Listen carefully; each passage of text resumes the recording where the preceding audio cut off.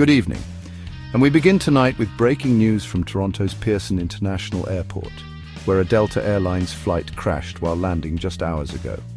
Flight 4819, arriving from Minneapolis, went down on the runway at approximately 2:13 p.m. local time.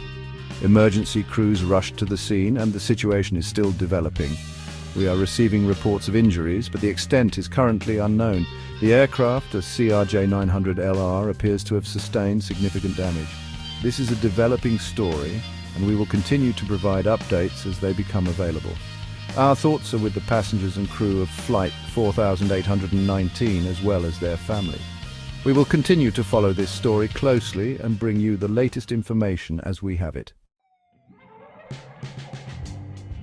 In the wake of the crash, emergency medical services transported 21 individuals to local hospitals. Thankfully, as of this evening, 20 of those individuals have been treated and released. One person remains hospitalized. However, the extent of their injuries is unknown at this time. Delta Airlines has issued a statement expressing their deep concern for the well-being of their passengers and crew. The airline has pledged their full cooperation with the ongoing investigation. In addition, Delta has announced that they will be providing $30,000 to each passenger on Flight 4819. This financial assistance, they say, is intended to help passengers cope with immediate expenses and does not affect their right to pursue further legal action. The Transportation Safety Board of Canada, TSB, has taken the lead in the investigation into the cause of the crash. Investigators will be looking at a variety of factors, including the aircraft's maintenance records, weather conditions at the time of the accident, and human error. A key piece of evidence in the investigation will be the aircraft's black box, which contains the flight data recorder and the cockpit voice recorder. The black box has been recovered and is being analyzed by experts. The information from the black box will provide investigators with crucial insights into the final moments leading up to the crash. As investigators search for answers, some passengers are already taking legal action.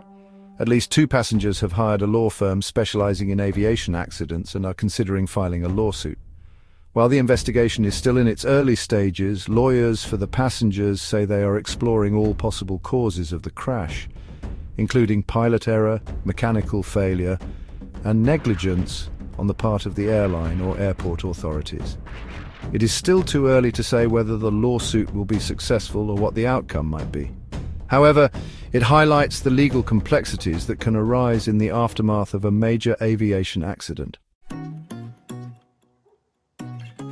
Section 5. Airport chaos, disruptions and delays.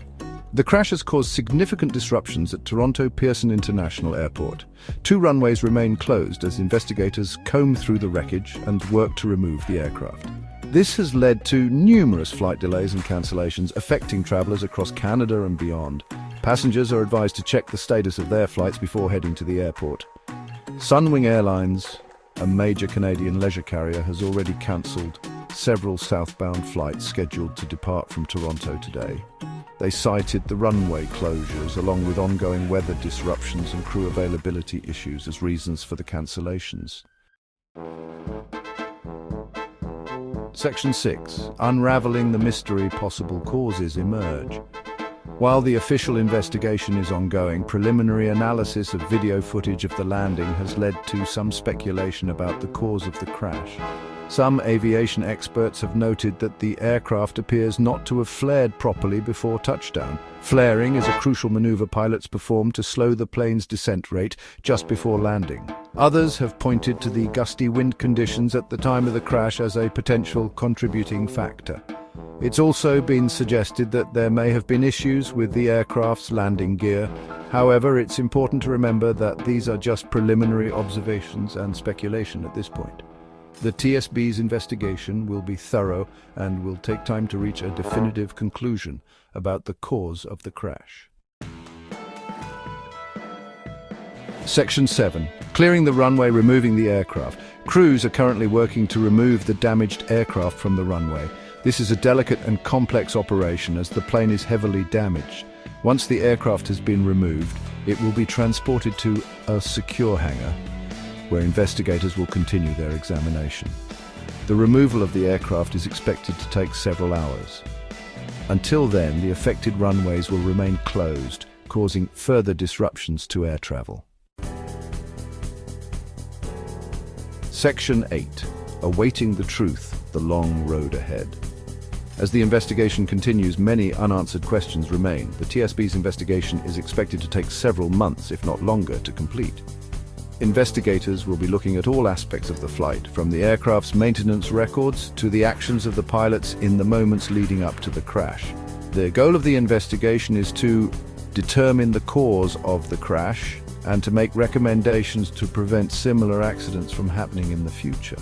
While the wait for answers may be long, it is important that a thorough and impartial investigation is conducted.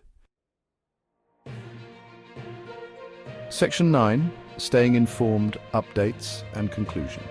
This remains a developing story, and we will continue to provide updates as new information becomes available. You can stay up to date on the latest developments by visiting the NBC News website or by tuning in to our evening newscasts. Our thoughts and prayers remain with the passengers and crew of Delta Flight 4819, their families and everyone affected by this tragic accident.